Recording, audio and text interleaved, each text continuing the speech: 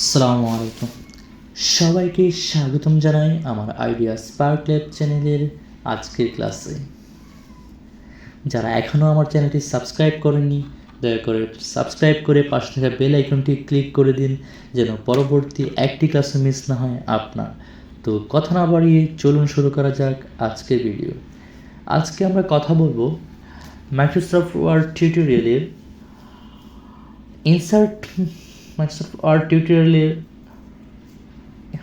Insert ট্যাবের অত্যন্ত গুরুত্বপূর্ণ কিছু কাজ নিয়ে।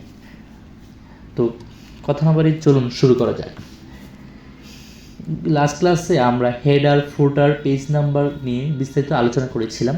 আজকে আমরা text box, quick parts, word art ইত্যাদি সম্পর্কে আমরা বিস্তারিত আলোচনা করব। তো প্রথম অপশন হচ্ছে টেক্সট বক্স। টেক্সট বক্স জিনিসটা কি?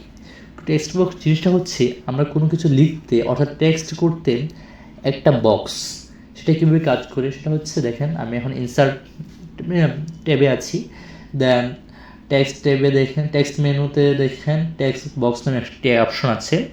তো এটা আমি ক্লিক করলাম। ক্লিক করলে দেখেন আমাদেরকে বেশ কিছু ডেমো দেখাচ্ছে। সাপোজ আমি এই ডেমোতে ক্লিক করলাম। ক্লিক করলে দেখেন আমাকে এখানে একটা লেখা দেখাচ্ছে।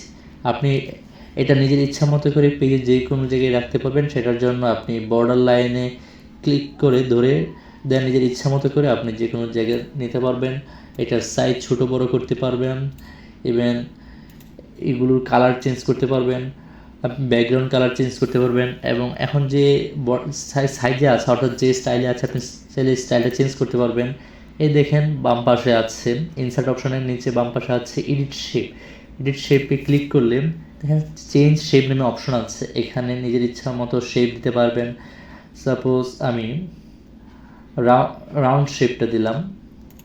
দেখেন রাউন্ড শেপ দিলে রাউন্ড শেপে আমার এই লেখাটা চলে এসেছে। ইভেন আপনার রাউন্ড শেপের যে লাইনটা আছে এই লাইনের কালার চেঞ্জ করতে পারবেন। দেখেন শেপে কালারটা চেঞ্জ হচ্ছে। ইভেন এখানে ড্র টেক্সট বক্স নামে অপশন আছে। এটার মাধ্যমে আপনি এই টেক্সটের মধ্যে নতুন কিছু ড্র করতে পারবেন। সাপোজ আমি আরেকটা চতুর্ভুজ আঁকলাম, এটার ভিতরে আপনি আবার ড্র করতে পারবেন। এটারও কালার চেঞ্জ করতে পারবেন, এটার ব্যাকগ্রাউন্ড কালার চেঞ্জ করতে পারবেন।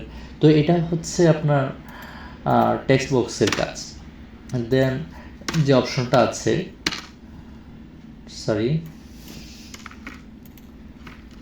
তো টেক্সট বক্সের পরে যে অপশন হচ্ছে কুইক পার্টস।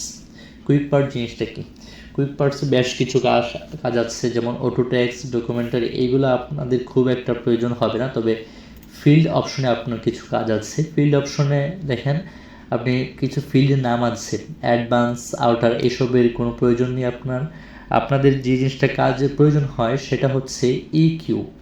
এই দেখেন ইকিউ সিলেক্ট করে দেখেন ইকুয়েশন এডিটর ক্লিক করলে দেখেন আমাদেরকে একটা ইকুয়েশন দেখাচ্ছে। আপনি অ্যাকসেপ্ট করে নিলাম।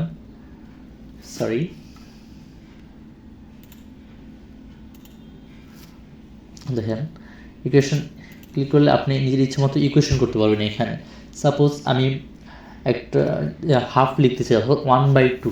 এটা লেখার জন্য দেখেন নিচে আপনার ভগ্নাংশ আকারে আছে, এপাশে ব্র্যাকেট আকারে আছে, ক্লোজ ব্র্যাকেট, ওপেন ব্র্যাকেট, বিভিন্ন ইকুয়েশন আছে। তো এটা করার জন্য ফার্স্টে আমি এই ইকুয়েশনে ক্লিক করলাম। দেখেন এখানে আর কিছু ডেমো দেখাচ্ছে, আমি এটা সিলেক্ট করলাম। দেখেন আমার এখানে দেখাচ্ছে 1 লিখে কিবোর্ডে 2 লিখলাম। দেখেন আমার এখানে আমি যেভাবে চেয়েছি আমার হাফটা ক্রিয়েট হয়ে গেছে। তো এটা হচ্ছে এই অপশনের কাজ। দেন যে অপশনটা আমরা দেখব, ধরুন আমি এটা একটু রিমুভ করে নিই। দেন অপশনটা হচ্ছে ওয়ার্ড আর্ট। জিনিসটা কি? ওয়ার্ড আর্ট হচ্ছে ওয়ার্ড স্টাইল। সাপোজ আমি আমার চ্যানেলের নাম লিখলাম, আইডিয়া স্পার্ক। এই যে নাম লিখে দেখেন ওয়ার্ড আর্টে ক্লিক করলে বেশ কিছু ডেমো দেখাচ্ছে। আপনি নিজের ইচ্ছা মতো করে কাস্টমাইজ করতে পারবেন। সাপোজ আমার এই স্টাইলটা পছন্দ হয়েছে, আমি এটাতে ক্লিক করলাম। দেখেন আমার নিচে শ্যাডো টাইপের দেখাচ্ছে স্টাইলটা, এটা হচ্ছে এক ধরনের স্টাইল। তো এটা হচ্ছে আপনার ওয়ার্ড আর্টের কাজ।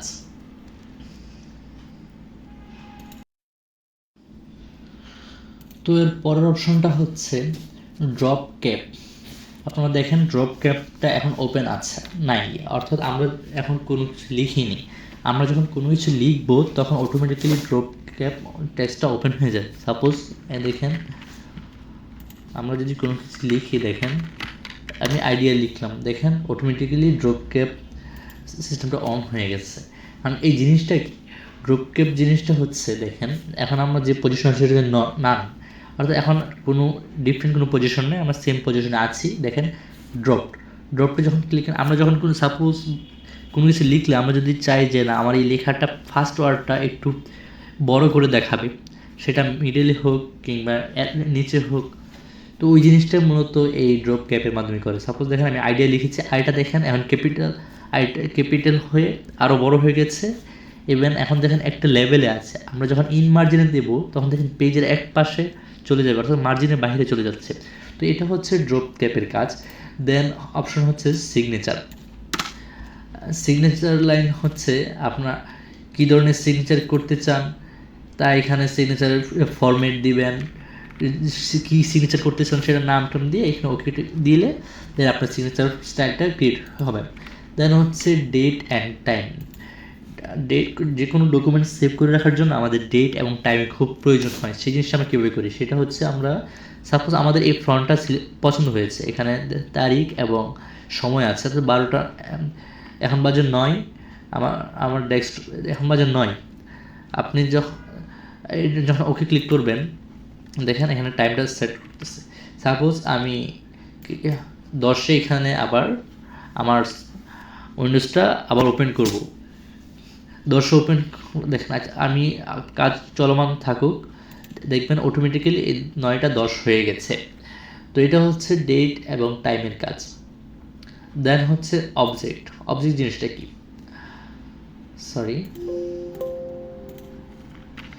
অবজেক্ট জিনিসটা কি, অবজেক্টটা হচ্ছে কোনো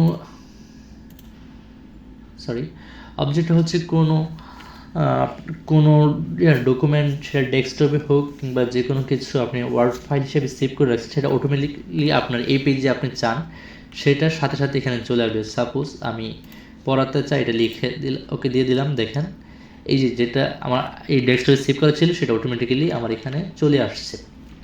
তো এটা হচ্ছে আপনার অবজেক্টের কাজ।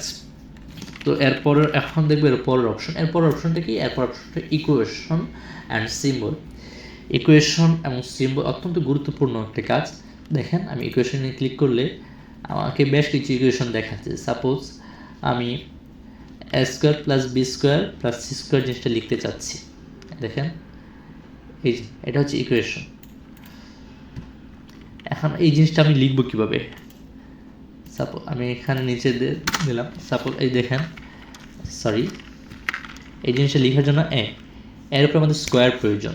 সো স্কোয়ারটা আমরা কীভাবে আনবো, এবং হ্যাঁ স্কোয়ারটা কীভাবে আনবো, প্লাস অথবা ইকুয়াল, এটা আমরা কিবোর্ড থেকে নিতে পারবো, কিন্তু স্কোয়ারটা কীভাবে আনবো সেটার জন্য আমাদের সিম্বলের প্রয়োজন হবে।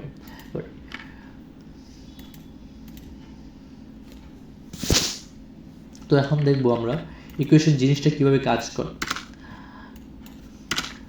অর্থাৎ ইকুয়েশন জিনিসের বেশ কিছু অপশন, আপনার ডিফল্টভাবে কিছু অপশন দেওয়া আছে, আপনি কীভাবে ইকুয়েশন করবেন, কীভাবে নতুন একটা ইকুয়েশন অ্যাড করবেন, সেটা বোঝার আগে আমি আপনাদেরকে সিম্বল জিনিসটা দেখিয়ে নিচ্ছি। সিম্বলে আমাদের কিবোর্ডে বেশ কিছু সিম্বল নাই, সেই সিম্বলগুলো আমরা এইখান থেকে আমরা কালেক্ট করতে পারবো।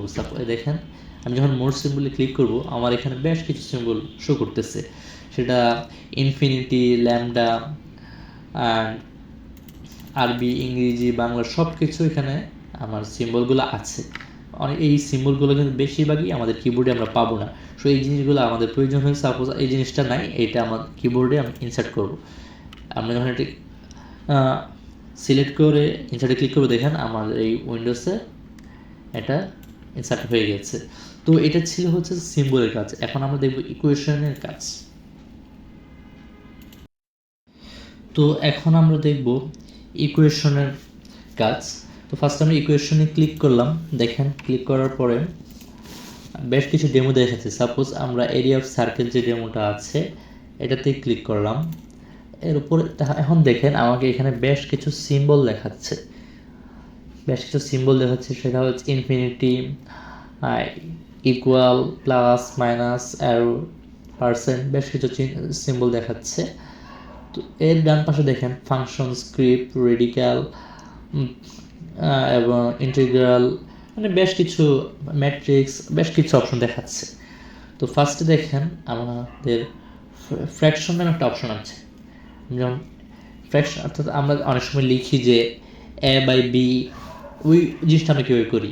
ফ্র্যাকশনের উপর ক্লিক করলে আপনার বেশ কিছু ডেমো দেখাচ্ছে আপনি কীভাবে দিতে চান, কীভাবে লিখতে চান, সেটা বোঝার জন্য দেখেন এই যে ফ্র্যাকশনে কিছু ডেমো আছে। সাপোজ আমাদের এটা প্রয়োজন, তো এটা আমরা কীভাবে লিখি, এখানে লিখলাম এ, এখানে লিখলাম বি। দেখেন আমরা অনেক সময় লিখি এ বাই বি, তো এটা ছিল ফ্র্যাকশনের কাজ।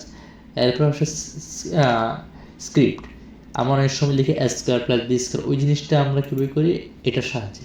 সেটা হচ্ছে আমরা এটাতে, এখন এটাতে ক্লিক করলে দেখেন এই যে এখানে আছে বি, সরি, এখন সাপোজ বির পরে যদি আমি এ দিই, বি এ, এখন যে অপর যে অপশন আছে এটা আপনার স্কোয়ার রুট, অর্থাৎ 2, 3 যত দিবেন তত এটা পাওয়ার আকারে এখানে শো করবে। সাপোজ বি এ স্কোয়ার দেব, দেখেন এখানে বি এ স্কোয়ার, আমি চাচ্ছি এখন এটা ব্র্যাকেটে ক্লোজ করার জন্য। দেন দেখেন first bracket and bracket close, দেখেন। তো এটা হচ্ছিল আপনার ইকুয়েশনের কাজ। এছাড়া বেশ কিছু এখানে সিম্বল আছে, দেখেন প্রত্যেকটা অ্যারোতে ক্লিক করলে আপনি বেশ কিছু সিম্বল দেখতে পারবেন। ম্যাট্রিক্স আছে, ডট ম্যাট্রিক্স, অনেকগুলো ম্যাট্রিক্স আছে। তো এটা ছিল আজকের ইকুয়েশনের কাজ এবং আজকে ইনসার্ট ট্যাবের বিস্তারিত আলোচনা। তো আজকের ক্লাস এ পর্যন্তই, পরবর্তী ক্লাস দেখার আমন্ত্রণ রইল। আর সে পর্যন্ত ভালো থাকবেন, সুস্থ থাকবেন। আর যারা এখনও আমার চ্যানেল সাবস্ক্রাইব করেনি তারা অনুগ্রহ করে আমার চ্যানেলটি সাবস্ক্রাইব করে পাশে থাকবেন, যেন পরবর্তী একটা ক্লাসও আপনার মিস না হয়। ধন্যবাদ সবাইকে, আসসালামু আলাইকুম।